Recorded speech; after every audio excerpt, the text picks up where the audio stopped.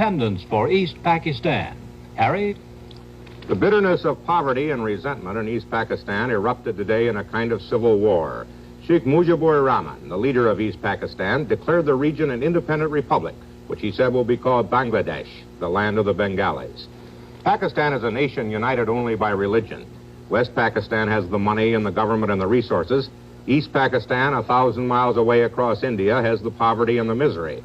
It seems to get in the world news only when it sets a record for disaster, as it did last fall with the tidal wave that killed 200,000 people. Now West Pakistan, which also has most of the army, is trying to crush the revolt. There are reports of many casualties in Dhaka and other East Pakistan cities. Americans reaching the U.S. consulate in Dhaka say that the army is using full force, including tanks, throughout the country. The revolt came after a final breakdown of talks for which Pakistan President Yahya Khan went to East Pakistan. The background of today's Declaration of Independence now from Ted Koppel in Dhaka. As far as the people of East Pakistan are concerned, the central issue has never been in doubt.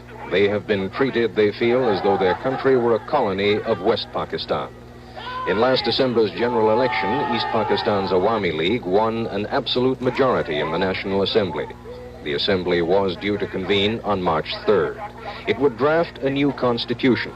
Given a majority voice in the new Assembly, things would be different for East Pakistan. But the Assembly never met.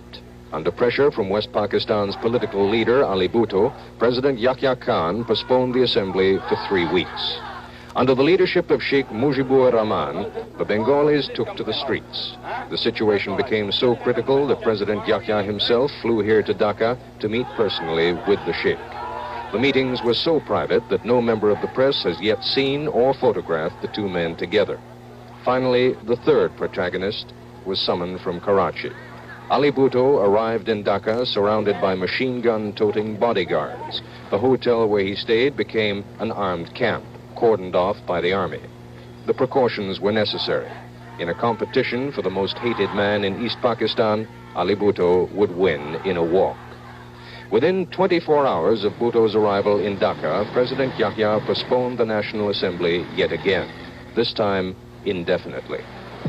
The Bengalis used the occasion to proclaim a kind of de facto independence. To the crack of a 1.5 gun salute, a rifle and what looked to be a Luger pistol, student groups hoisted the new Bangladesh flag before a crowd of some 10,000 people. But the Bengali people have tasted the influence of their own numbers. Sheikh Mujib's rhetoric and their own slogans have convinced them that compromise is tantamount to surrender. This is Ted Koppel, ABC News, Dhaka.